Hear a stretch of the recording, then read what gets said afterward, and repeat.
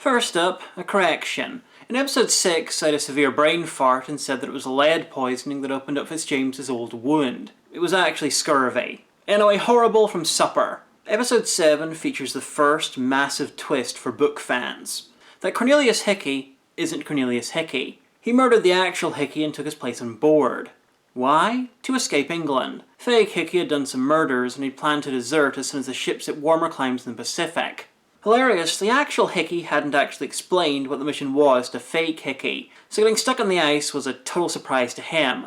So, why the change? I don't know for sure, but we know almost nothing about the real Cornelius Hickey. Besides that he was a poor young man who died in agony, cold and suffering, and the book labelling him an insane mass murderer with a god complex was just horrible. I'm not opposed to historical fiction making people villains. Crozier is a literal Marvel Comics supervillain. The thing with Hickey is that we know almost nothing about him, so the book completely overpowered the little real information that we had. Crozier is a public figure. He has a biography, a plaque at his birthplace, and a monument. All Hickey had was a line in a muster book, a knife found where he likely starved, and a book that portrays him as a monster. It isn't fair. Fitzjames and Crozier are overseeing the packing for the march, and they're doing a good job of coming up with logical reasons for bringing all the useless detritus that the actual Franklin expedition dragged with them. Writing desks, books, curtain rods. Things will drop away. To ask these men to see these bits of who they are as one more threat to them? No. I'd rather they used another tack, though. I've read historians explain most of the items away. Wooden things can be burnt, metal items can be traded with the Inuit, other things can be repurposed, such as curtain rods used to prop up tents. Either way, the items they brought might seem to be a sign of their mental degradation, and perhaps it was, but not definitely. Some men are staying behind in the ships, a skeleton crew who are going to pilot the ships in the event of the ice breaking up after the march leaves. This may well have happened. We know that some men were on board after the march, but we don't know if they stayed or if some marchers turned back. Actually, let me rephrase that. We know that some marchers turned back. In the so-called boat place, where some skeletons were found in the boat they'd been dragging, the boat was aimed north. They died trying to go back. What we don't know is whether the men on board later on had even tried to escape.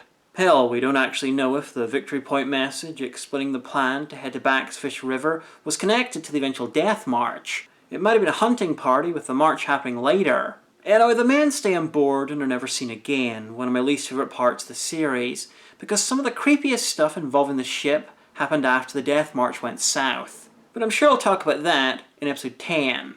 Crozier's farewell tour of the Terror is up there with the destruction of the Enterprise in Star Trek 3 for me. He's commanded her for almost 10 years. She's taken him to both ends of the Earth, one of only 2 wooden ships to survive the Antarctic pack ice. Before that, she was captained by George Back, one of the fathers of British polar exploration, survived being crushed in the ice and being battered by icebergs. Still before, she was a warship, seeing service in the War of 1812. Terror was one of the ships who fired the mortars that inspired the song The Star-Spangled Banner. Few ships can match the Terror's career, and after all this, when she was found at the bottom of the Polar Sea 150 years later, it was discovered that she could probably be raised. She may well technically be saleable again with repairs. An incredible ship. I wish the show had done more to treat her like a character in her own right. My God, Bones, what have I done? What you had to do. What you always do. Turn death into a fighting chance to live. Now, during Crozier's farewell tour, he stops to close a chest. It's Hickey's, and those are his real initials. Adam Nagatis, who played Hickey, carved them, and as far as I know, he's the only one who knows what his name really was. Give the word, Lieutenant Irving. Forward, men!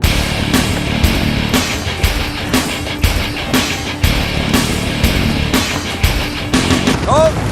The ice looks somewhat stagey with a flat part between the crags, but this is somewhat realistic.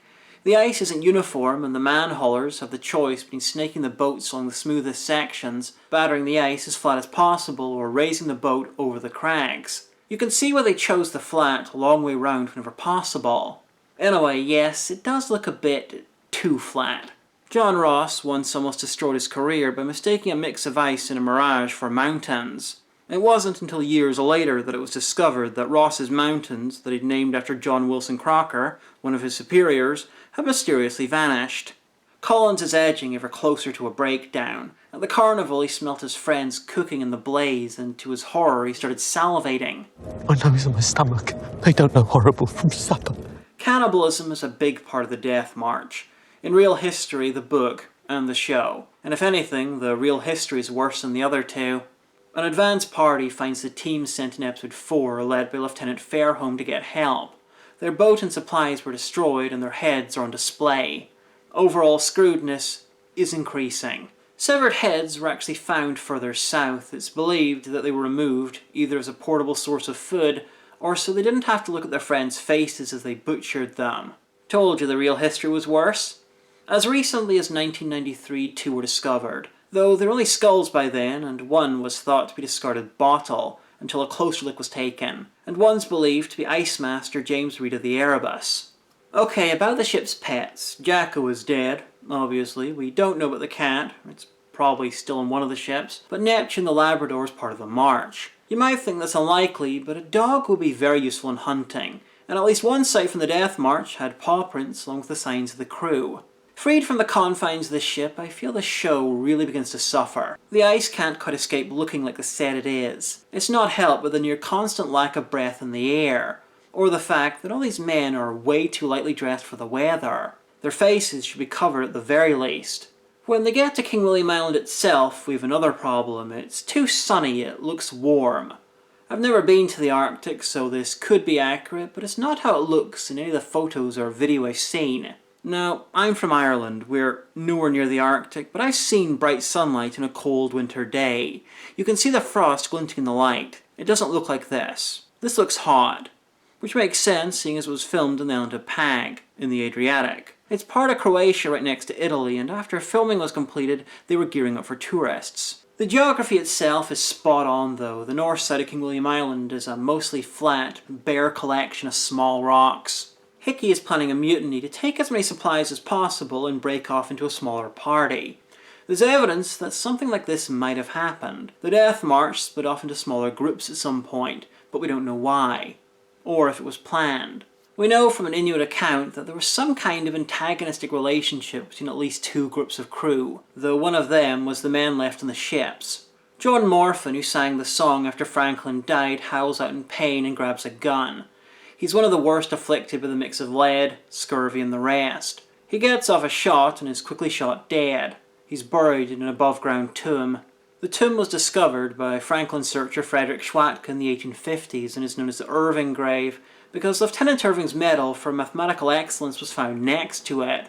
The body was returned to the UK and buried under Irving's name in Scotland by his family, but it's never been confirmed that it was his body. Since the other Franklin body found and returned to the UK in the decades after the events was eventually re-identified as Dr. Goodsir, I think there's an excellent chance that it's not Irving in there. The Victorians were much better at creating skeletons than they were at identifying them. Regardless of who it is, the sail fabric the body was shrouded in is in the National Maritime Museum in Greenwich, not far from where the body thought to be Goodsir is buried.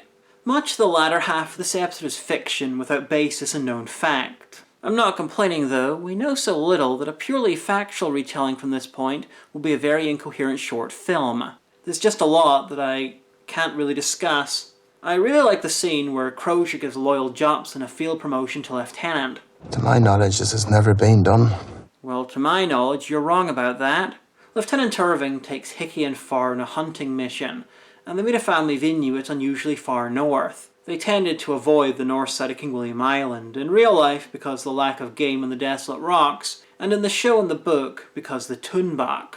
The family are friendly, giving Irving some food, and then Hickey murders Farr and Irving.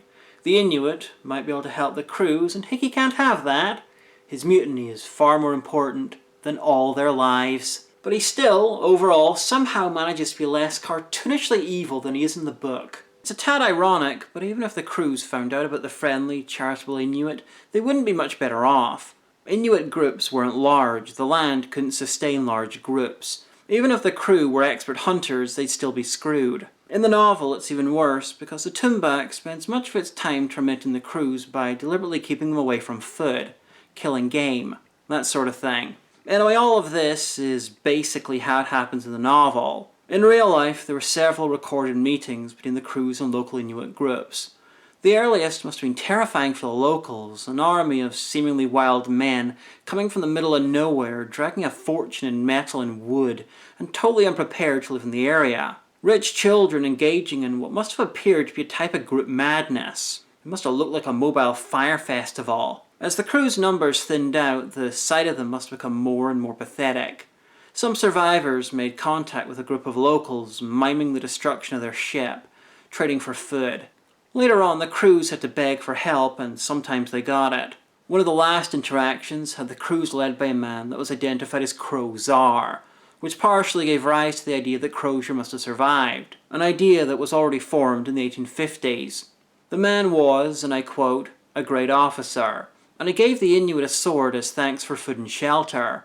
That sword was later traded to the Hudson Bay Company, but it's not a captain's sword. It's a marine sword, and from the year it was awarded, it's marked on it, it's pretty likely that it belonged to Solomon Tozer, the marine sergeant who's Hickey's lackey. Crow-Zar, Tozer, Tozer. It's not conclusive, but not much is at this point of the story.